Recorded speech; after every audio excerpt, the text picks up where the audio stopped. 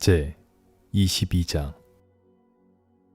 그 일 후에 하나님이 아브라함을 시험하시려고 그를 부르시되 아브라함아 하시니 그가 이르되 내가 여기 있나이다. 여호와께서 이르시되 내 아들 내 사랑하는 독자 이삭을 데리고 모리아 땅으로 가서 내가 내게 일러준 한 산 거기서 그를 번제로 드리라. 아브라함이 아침에 일찍이 일어나 나귀의 안장을 지우고 두 종과 그의 아들 이삭을 데리고 번제에 쓸 나무를 쪼개어 가지고 떠나 하나님이 자기의 일러주신 곳으로 가더니 제3일에 아브라함이 눈을 들어 그곳을 멀리 바라본지라. 이에 아브라함이 종들에게 이르되 너희는 나귀와 함께 여기서 기다리라.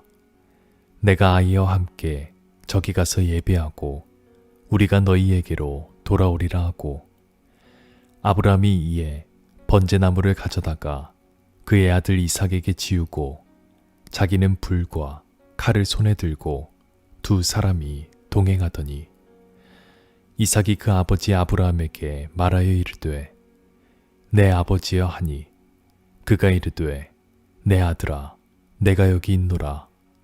이삭이 이르되 불과 나무는 있거니와 번제할 어린 양은 어디 있나이까? 아브라함이 이르되 내 아들아 번제할 어린 양은 하나님이 자기를 위하여 친히 준비하시리라 하고 두 사람이 함께 나아가서 하나님이 그에게 일러주신 곳에 이른지라.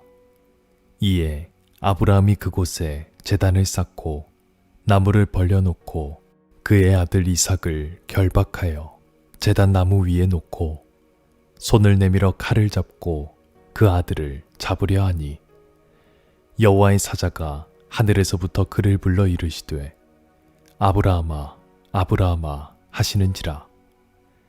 아브라함이 이르되 내가 여기 있나이다 하매 사자가 이르시되 그 아이에게 내 손을 대지 말라. 그에게 아무 일도 하지 말라. 내가 내 아들 내 독자까지도 내게 아끼지 아니하였으니 내가 이제야 내가 하나님을 경외하는 줄을 아노라.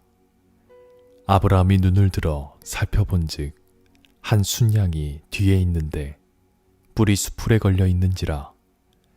아브라함이 가서 그 순양을 가져다가 아들을 대신하여 번제로 드렸더라. 아브라함이 그 땅 이름을 여호와 이레라 하였으므로 오늘날까지 사람들이 이르기를 여호와의 산에서 준비되리라 하더라. 여호와의 사자가 하늘에서부터 두 번째 아브라함을 불러 이르시되 여호와께서 이르시기를 내가 나를 가리켜 맹세하노니 내가 이같이 행하여 내 아들 내 독자도 아끼지 아니하였은즉 내가 내게 큰 복을 주고 내 씨가 크게 번성하여 하늘의 별과 같고 바닷가의 모래와 같게 하리니 내 씨가 그 대적의 성문을 차지하리라. 또 내 씨로 말미암아 천하 만민이 복을 받으리니 이는 내가 나의 말을 준행하였음이니라 하셨다 하니라. 이에 아브라함이 그의 종들에게로 돌아가서 함께 떠나 브엘세바에 이르러 거기 거주하였더라.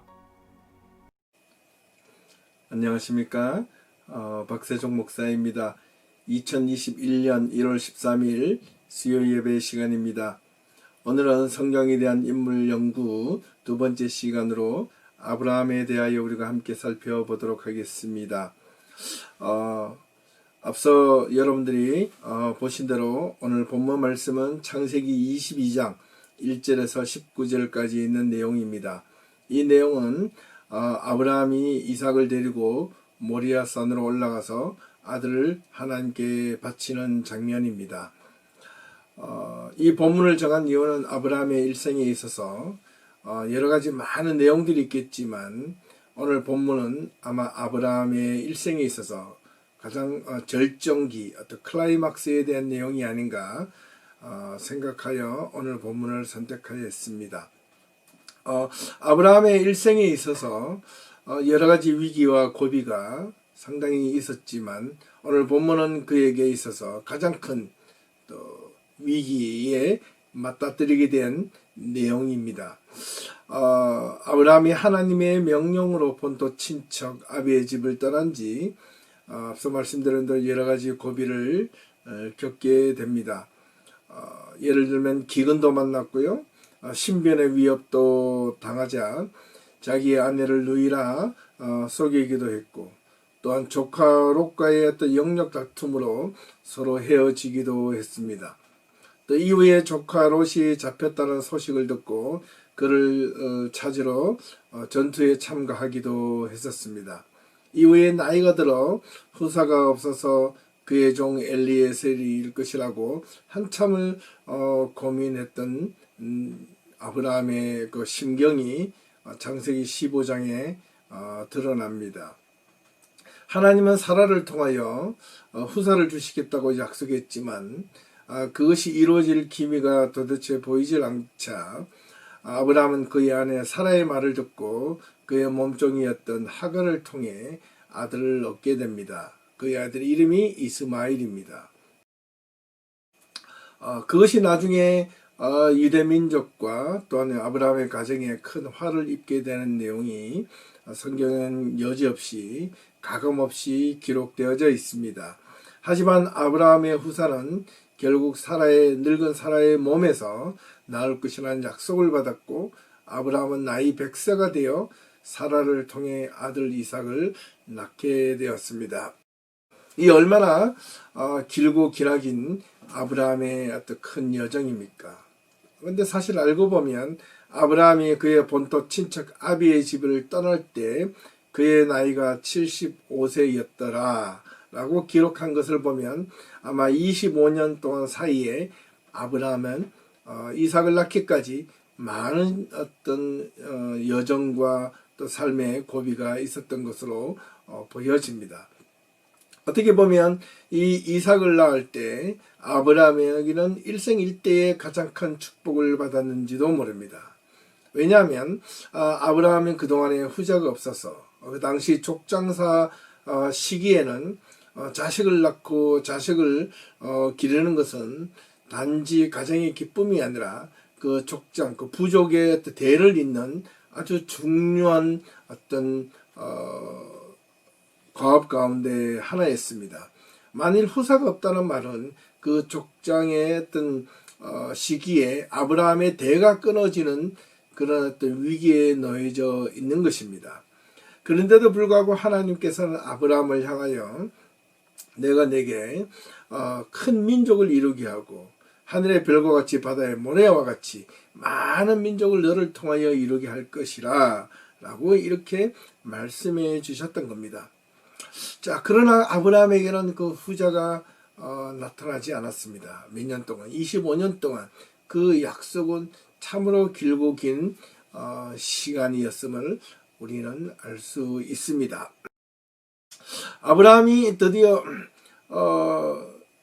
아들 이삭을 낳기까지 사실 그에게는 나이가 점점 들어가고 아내 사라도 점점 나이 들어서 경도가 끊어지고 더 이상 이제 아내로서의 여인으로서 역할을 할 수 없다는 것을 알게 되어서 그의 몸종이었던 하갈을 통해 후사를 얻고자 했습니다. 그 이전에는 그의 몸종이었던 엘리에셀이 워낙 아브라함에게 충성을 다했기 때문에 그에게 후사를 대를 잇는 어떤 양자를 입양하려고 했는데 하나님께서는 그것도 허락지 않으셨고, 또한 그래서 아브라함은 드디어 할 수 없이 그의 하갈을 통해 아들을 낳은 것이 이스마엘이었습니다. 근데 나중에 아들 이삭을 낳자 이 둘 사이에서는 알력이 생기고 심각한 어떤 가정의 불화가 일어납니다. 그래서 아브라함은 사라를 통해 이 문제를 해결하게끔 하였습니다. 그래도 문제가 해결되지 않자 아브라함은 급기야는 이 하갈과 이스마엘을 자기의 가정에서 쫓아냅니다. 그래서 이제 그 가정에서 쫓겨난 하갈과 이스마엘, 유리방황하는 신세가 됩니다. 자, 아브라함에게는 그 하갈과 이스마엘을 쫓아낸 이유는 그의 통을 이을 수 있는 장자, 이스마엘이 아니라 이삭으로 보았던 것입니다. 그래서 아브라함에게는 그의 아들과 그 먼저 낳은 이스마엘과 하갈을 쫓아내어도 그 가정과 그 대를 이을 이삭이 있었기 때문에 그에게는 큰 문제가 없었던 것으로 보여집니다. 그런데 놀라운 일이 일어납니다. 이제 그게 오늘 22장 1절에서 시작됩니다. 어느 날 하나님께서 아브라함을 시험하시려고 부르셨다라고 말씀하고 있습니다. 시험의 조건은 아브라함이 가장 아끼는 독자 이삭을 바치라고 한 것입니다. 이 이야기를 들은 아브라함의 심정은 어땠을까요? 아마도 그에게는 청천벽력과 같은 그런 날벼락과 같은 소식이 아닐 수 없습니다. 왜 청천벽력과 같은 소식이었을까? 앞서 말씀드린 대로 자기가 마지막 남은 희망, 어떻게 보면 이 이삭은 아브라함의 전부이자 또 모든 것이었습니다. 그 모든 것과 전부였던 이 이삭을 하나님은 바치라고 말씀하신 것입니다. 여기 하나님께서는 조건을 거십니다. 뭐냐면 하나님께서는 아무 때나 아무 곳에서 이 아들을 바치라 하지 않으시고 2절을 보니 내 아들 독자 이삭을 데리고 어디로? 모리아 땅으로 가서 내가 내게 일러준 한 산 거기서 그를 번제로 드리라 이렇게 말씀하셨습니다. 모리아 땅은 어디인가 라는 질문이 생깁니다. 지금 창세기 21장 33절을 보면 아브라함이 지금 하나님으로부터 시험을 받으려고 독자 아들 이삭을 바치라고 말씀하신 곳이 또 아브라함이 당시 거주했던 곳이 브엘세바라고 알려져 있습니다. 아브라함은 브엘세바에 에슬나무를 심고 거기서 영원하신 여호와의 이름을 불렀으며 그가 블레셋 사람의 땅에서 여러 날을 지냈다라고 이렇게 기록하고 있으니 이 브엘세바에서 하나님께서 지명하신 그 모리아까지는 어떻게 가야만 했습니다.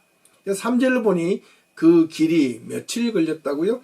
사흘 그 길이 걸렸다는 사실입니다. 그 모리아는 과연 어디인가 라는 겁니다. 여러분들이 지금 좌측 상단에 지도를 함께 보시겠습니다.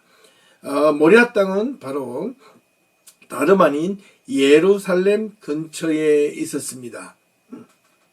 브엘세바는 예루살렘에서 남쪽 부분에 있었고요. 그래서 브엘세바에서 모리아까지 걸어서 딱 사흘 길이 걸렸던 것입니다.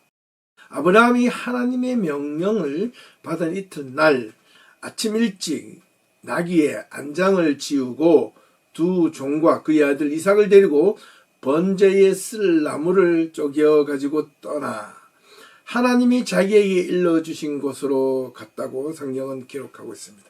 짧게 기록하고 있습니다. 그게 여타 다른 상세한 내용은 기록되어져 있지 않습니다.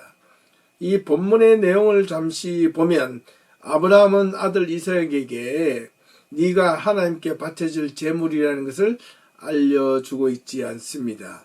모리아산 근처에 오자 종들에게 나귀와 함께 기다리라 말해놓고 이렇게 설명합니다. 아이와 함께 내가 저기 가서 예배하고 우리가 돌아올 것이라 이렇게 이야기하며 두 종들을 모리아 근처에서 기다리게 했던 것입니다. 그리고 아브라함과 이삭 둘만 모리아 산으로 올라갑니다. 현재 지도를 볼 때 모리아가 예루살렘 근처에 있는 곳이라 한다면 그리 높은 산은 아니었던 것은 분명합니다. 좀 언덕 정도가 되었겠죠. 아들 이삭에게 번제 나무를 지우고 아브라함은 불과 칼을 들고 모리아산 정상을 향하여 올라갑니다. 하나님이 일러주신 곳에 이르자 아브라함이 제단을 쌓고 나무를 벌려놓고 그의 아이 이삭 아들을 결박하여 제단 나무 위에 올려놓고 손을 내밀어 칼을 잡고 그의 아들을 잡으려 하자 여호와의 사자가 하늘로부터 그를 불러 이르되 아브라함아 아브라함아 내가 네 아들 독자라도 독자까지도 내게 아끼지 아니하였으니 이제야 네가 하나님을 경외하는 줄을 내가 아노라 라고 말씀하시며 아브라함에게 그의 아들 이삭을 죽게 하지 않으셨습니다. 그리고 아브라함이 눈을 들어 살펴본 즉 뒤에 숫양이 숯불에 걸려 있는 것을 보고 아브라함이 가서 그 숫양을 이삭을 대신하여 번제로 드렸다. 그리고 그것을 여호와께서 준비하셨다라는 아브라함의 기억을 삼아 그 자리를 여호와 이레라 불렀다. 이렇게 말씀하고 있습니다. 아브라함은 그곳에서 두 번째 불러 내가 이같이 행하여 네 아들 독자도 아끼지 아니하였은즉 내가 내게 큰 복을 주고 내 씨가 크게 번성하여 하늘의 별과 같고 바다의 모래와 같게 하리니 내 씨가 그 대적의 성문을 차지할 것이라. 또 내 씨로 말미암아 천하 만민이 복을 받을 것이니 이는 내가 나의 말을 준행하였음이니라 하리라 하셨다 하니라. 이후 아브라함은 그 종들과 함께 다시 브엘세바로 돌아갔다. 이렇게 성경은 창세기 22장 이 아브라함이 이삭을 데리고 모리아 산으로 간 내용의 결말을 맺고 있습니다. 자, 여기서 우리가 함께 살펴볼 내용들이 몇 가지가 있습니다. 먼저 하나님은 왜 아브라함에게 그의 마지막 최대의 시련을 주셨는가입니다.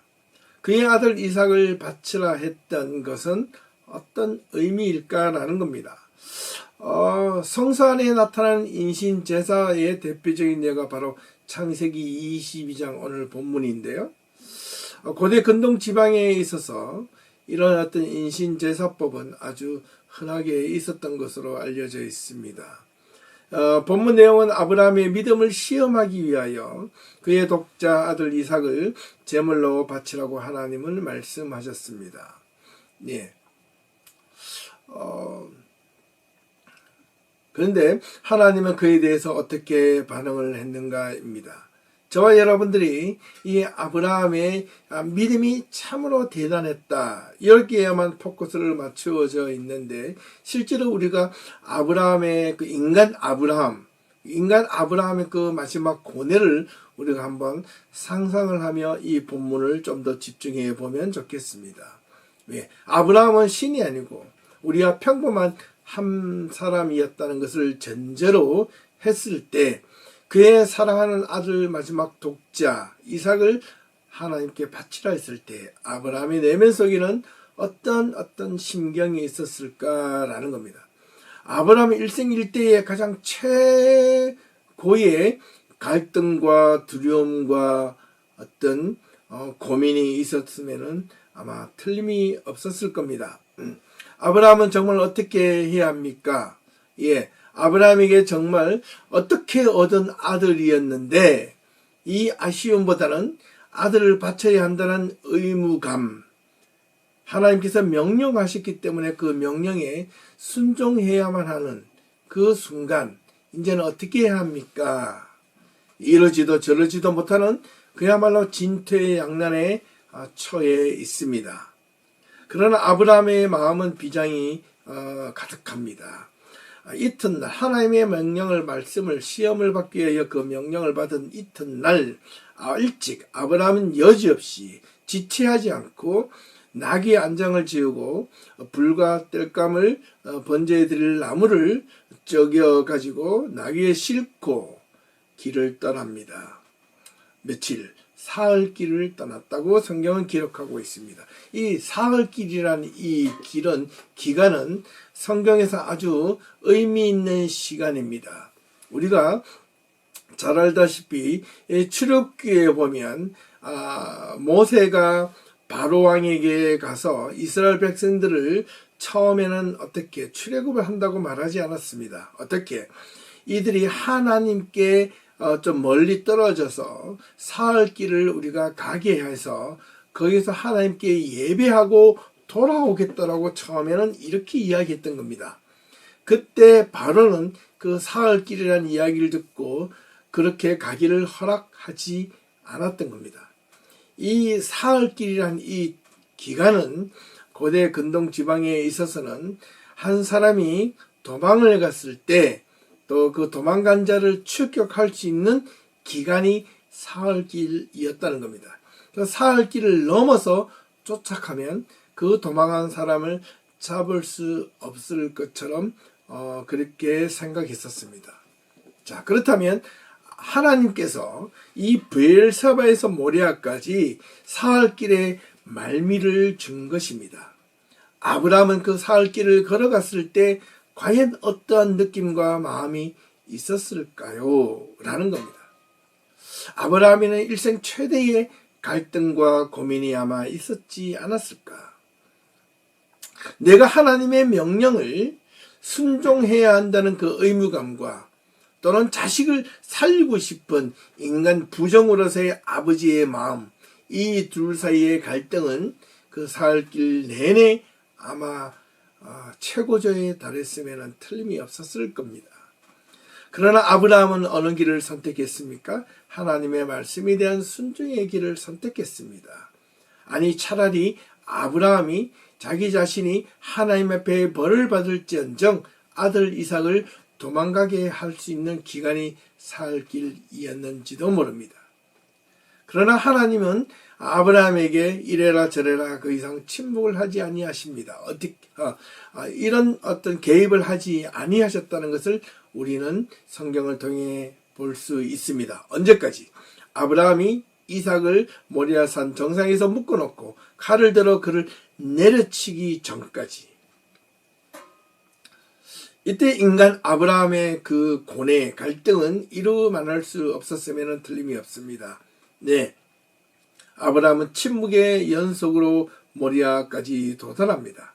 그리고 모리아 근처에 왔을 때 두 종을 기다리게 해놓고 아브라함과 이삭 둘만 장작과 불을 가지고 모리아산 하나님이 말씀하신 그곳으로 묵묵히 올라갑니다. 그런데 아들 이삭이 아버지에게 올라가던 중 다시 재차 질문합니다. 네, 아버지여. 아들아, 왜?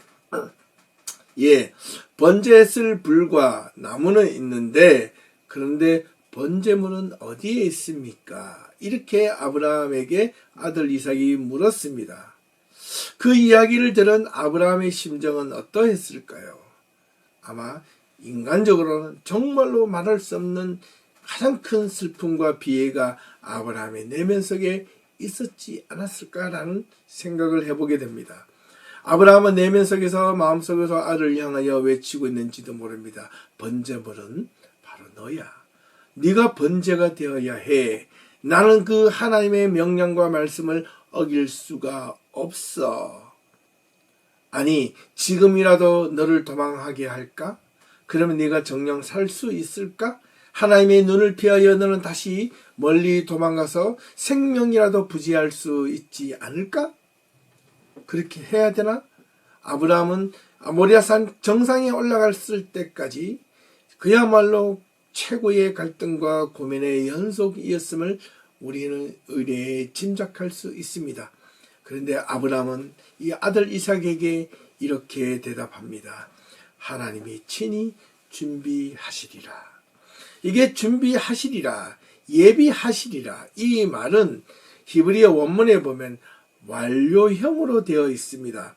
하나님께서 친히 준비하실 것이다 라고 했던 것이 아니라 하나님이 이미 준비해 놓으셨다, 이런 뜻입니다. 그게 바로 누구냐? 아브라함이 아들을 향하여 너야. 하나님이 너를 번제로 준비하셨다 라는 말이었습니다.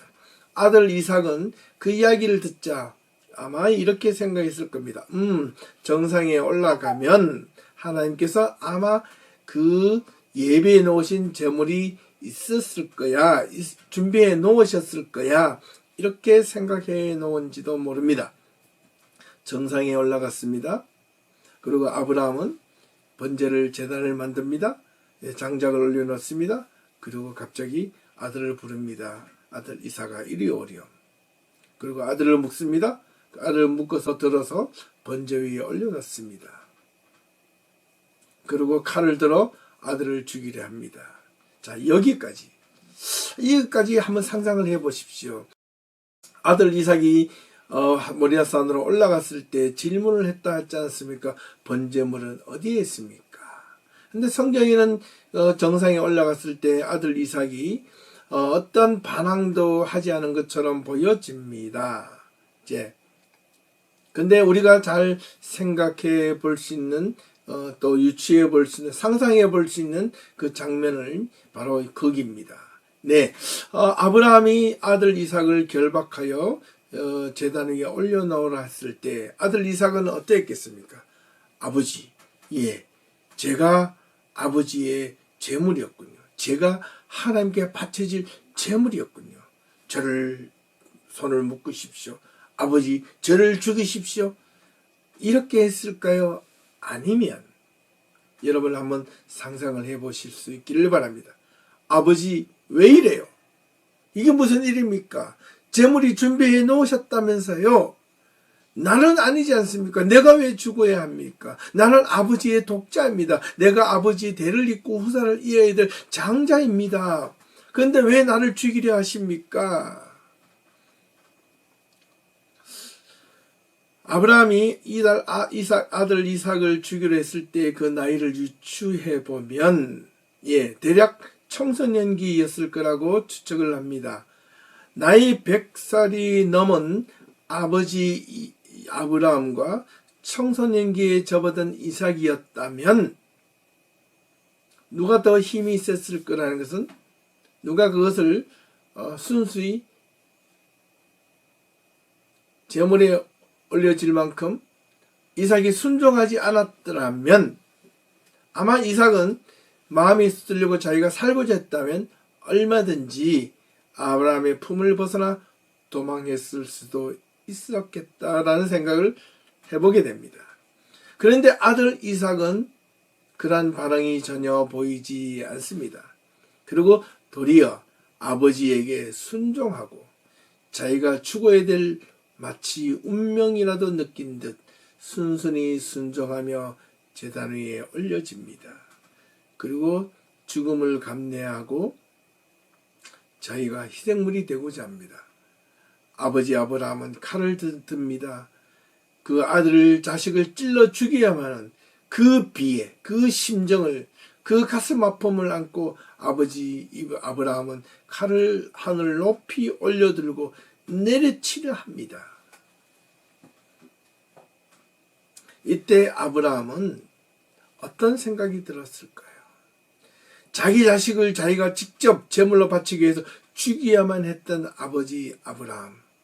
그 아브라함은 자기 일생일대의 모든 것을 지금이라도 모든 것을 다 바꾸서라도 이 아들을 살릴 수만 있다면 이 아들을 대신해서 내가 무엇이라도 할 수만 있다면 내가 할 텐데 그러나 그럴 수 없는 처지에 놓여진 이 아브라함.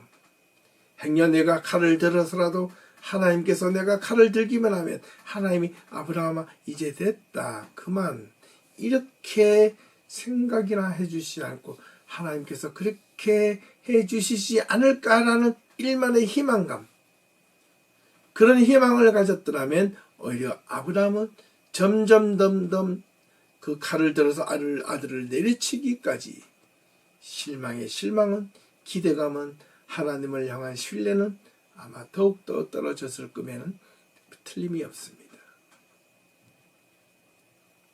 근데 아브라함은 그의 모든 것을 내려놓고 그 하나님의 말씀 앞에 모든 것을 순종하며 아들을 하나님 앞에 번제물로 드리기 위하여 칼을 들어 내리치려 합니다.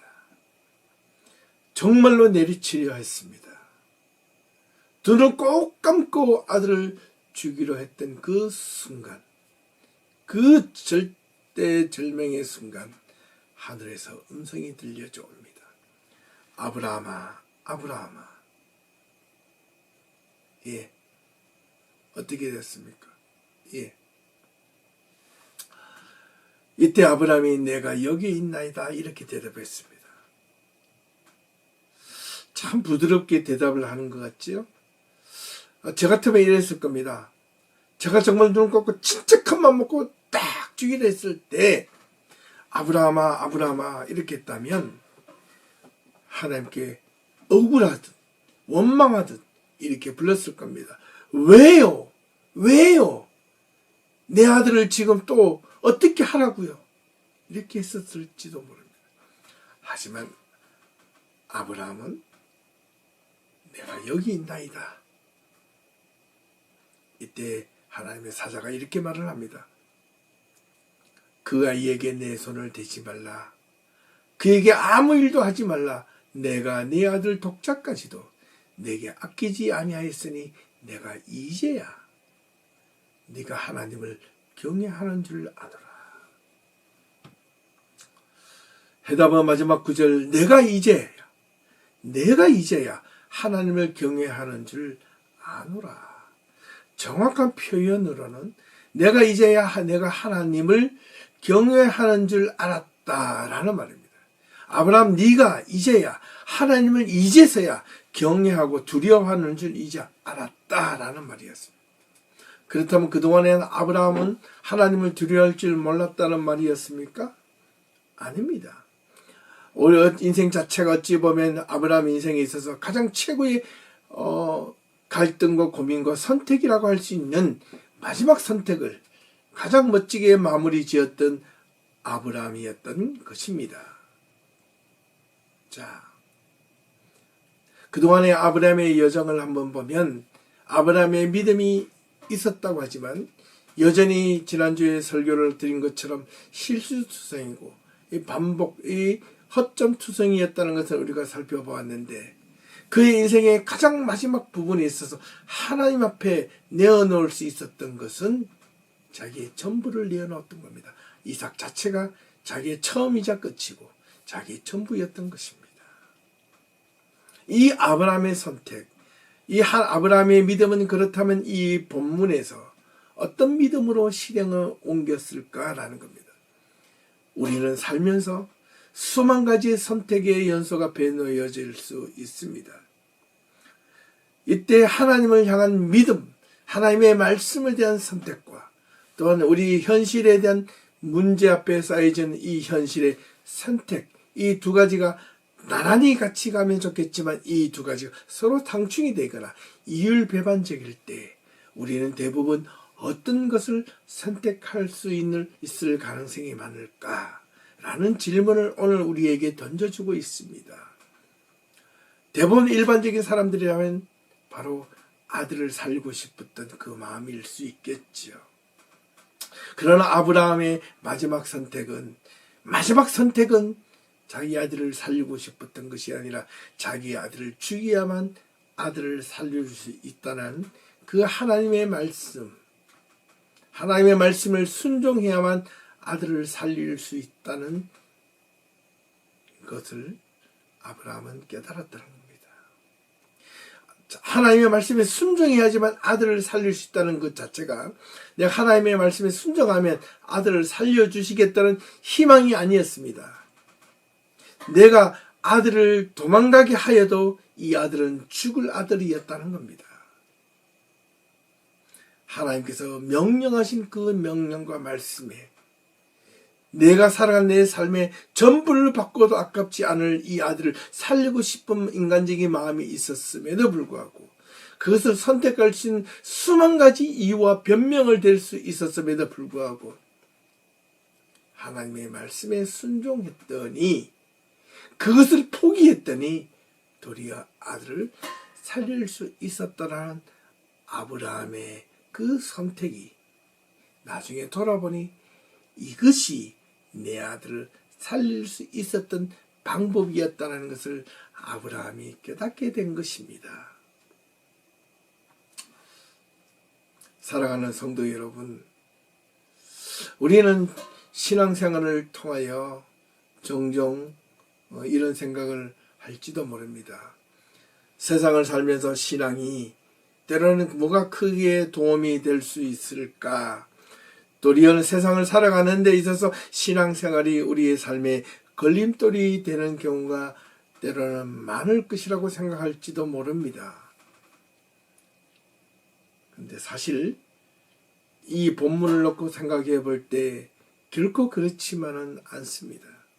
우리가 진정한 신앙인이고 진정한 하나님의 사람으로 예수를 믿는 하나님의 백성으로 살아가기를 원하신다면 하나님의 말씀, 하나님의 믿음, 하나님을 향한 신앙이 여러분이 살아가고 있는 삶의 이익과 삶의 현실의 문제와 나란히 가면 좋겠지만 이 둘 사이가 충돌이 되거나 부닥쳤을 때 여러분들은 저와 여러분들이 하나님의 백성, 하나님의 사람이라면 무엇을 선택해야 할 것인가? 거기에 여러분 집중하셔야 합니다. 하나님의 말씀을 선택했을 때 여러분들을 살고 여러분 주변에 있는 가정도 살고 여러분의 자녀들도 살고 여러분의 주위에 있는 모든 사람이 함께 살아날 수 있다는 것을 기억하셔야 합니다. 아브라함의 선택, 이 최후의 선택은 하나님께서 아브라함을 이제야 네가 하나님을 나를 경외하는 줄 내가 알았다라는 그 말씀. 그 말씀이 아브라함의 지난 모든 세월의 여정을 또 마지막에 시험을 통과할 수 있었던 그 아브라함의 그 3일간의 최고의 갈등과 최고의 고민을 아브라함의 최고의 선택을 그 했었음에 감사할 수 있었을 뿐만 아니라 그가 선택했던 그 선택이 결코 후회함이 없었다는 것을 알았던 것입니다. 사랑하는 성도 여러분, 우리가 아브라함처럼 그런 선택을 할 수 있을까 없을까? 이런 고민을 하지 마시기 바랍니다. 누구든지 저는 아브라함의 선택을 할 수 있어야 한다고 감히 생각해 보고 싶습니다. 지금 오늘같이 그 자기 자식을 바치는 그런 제사는 없지 않습니까? 그렇다면 다른 유형과 다른 방식으로 우리에게 내가 이 세상을 살면서 가장 내가 최고로 아끼고 우선시하는 세상의 것이 있다면 무엇인가? 하나님께서 만약 그것을 내게 바치라, 나에게 드리라고 했을 때 나는 그것을 하나님의 말씀에 순응하고 순종할 준비가 되어 있는가? 우리는 다시 한 번 더 이 말씀에 깊이 한 번 더 묵상해 볼 수 있기를 바랍니다. 지금처럼 어려운 시기에 우리는 지금 무엇을 보아야 하고 우리가 하나님의 성도로서 하나님의 백성으로서 무엇을 바라고 믿으며 어떤 것에 쫓아가야 될지 다시 한 번 더 깊이 생각할 수 있는 그런 귀한 시간이 될 수 있기를 주님의 이름으로 부탁을 드립니다. 오늘 말씀을 마치겠습니다. 아브라함의 믿음, 그의 선택은 최선의 선택이자 최고의 선택이었습니다. 저와 여러분도 신앙생활을 하시면서 이 세상을 살아가면서 하나님 앞에 주어진 믿음의 선택을 후회 없이 최선의 선택, 최고의 선택을 하실 수 있는 저와 여러분들이 될 수 있기를 주님의 이름으로 부탁을 드립니다. 감사합니다. 수고하셨습니다.